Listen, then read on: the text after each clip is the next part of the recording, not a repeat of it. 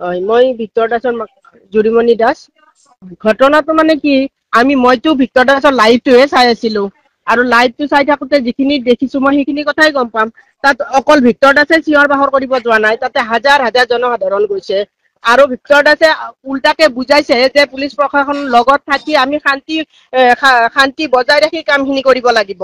কিন্তু উল্টাকে কেইটামান নিউজ চেনেলে বজাইছে যে ভিক্টৰ দাসে উচতাই দিয়া কাৰণেহে ল'ৰা ছোৱালীখিনি গৈছে।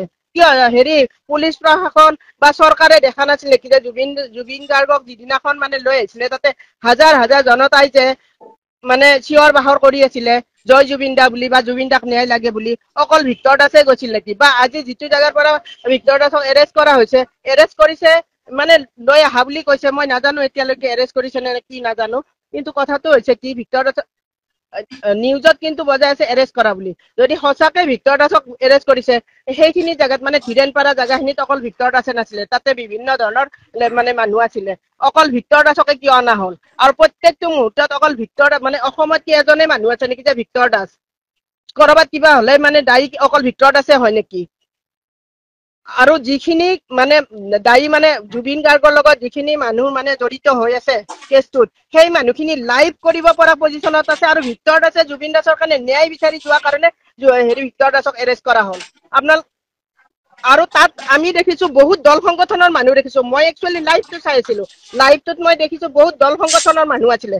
অকল কি ভিক্টৰ দাসক এৰেষ্ট কৰাবৰ কাৰণে মানে মানে মানুহখিনি পুলিচ প্ৰশাসনে বিচাৰি পালে আৰু বাকী মানুহ কাকোৱে বিচাৰি নাপালে। আৰু যিখিনি জড়িত মানুহখিনি কেনেকে লাইভ কৰি থাকিব পাৰিছে আৰু আজিলৈকে সেই মানুহখিনিক এৰেষ্ট কৰিবৰ কাৰণে তেখেতসকলে বিচাৰি কিয় পোৱা নাই? অকল শেখৰ জ্যোতি গোস্বামীকহে আজি এৰেষ্ট কৰা বুলি শুনিছো। গতিকে আপোনালোকে সেইখিনি বিচাৰ আপোনালোকৰ হাতত এৰি দিছো, অসমবাসী ৰাইজৰ হাতত এৰি দিছো। ভিক্টৰ বৰ্তমান ক'ত আছে ময়ো নাজানো। কোনোবাই কয় ভৰলু থানা, কোনোবাই কয় গড়চুক থানা। এতিয়ালৈকে মই সঠিক খবৰটো পোৱা নাই, মই নাজানো, কিন্তু এৰেষ্ট কৰা বুলিহে শুনিছো। এইখিনিয়ে মোৰ মানে কি বিচাৰ, মই অসমবাসী ৰাইজ জনসাধাৰণ আৰু তাত অকল ভিক্টৰ দাস উপস্থিত আছিল যদি তেখেতসকলে ইমান সাহস আছিলে গোটেইখিনি মানুহ উঠাই আনিব লাগিছিলে।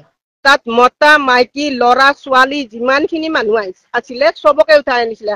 আৰু ভিক্টৰ দাসৰ লাইভটো চালে বুজা যাব যে ভিক্টৰ দাসে সেই মুহূৰ্তত কি কৰি আছিলে, মানুহক উচতাই আছিলে নে মানুহক বুজনি দি আছিলে। সেইখিনি 3টা নিউজ চেনেল বাইট লৈছে, ভিক্টৰ দাসৰ 2-3টা নিউজ চেনেল বাইট লৈছে। আৰু সেই বাইটটোত সেইটোৱে কৈছে কি যে আমি পুলিচ প্ৰশাসনৰ সহযোগত আমি ন্যায় বিচাৰিব লাগিব। এইখিনি স্পষ্টকে কোনোবা এটা নিউজ চেনেল মানে স্পষ্টকে সি বাইট দিছে যে আমি পুলিচ প্ৰশাসনৰ সহায় লৈ আমি ন্যায় বিচাৰিব লাগিব। আপুনি চাব, হয়, এইখিনিয়ে মোৰ ক'ব লগা। কাৰণ কিয় অকল ভিক্টৰ দাসে নহয়, যে মই বিচাৰখন অসমবাসী ৰাইজ আৰু আপোনালোকৰ জৰিয়তে অসমবাসী ৰাইজৰ ওচৰত মই গতাই দিছো।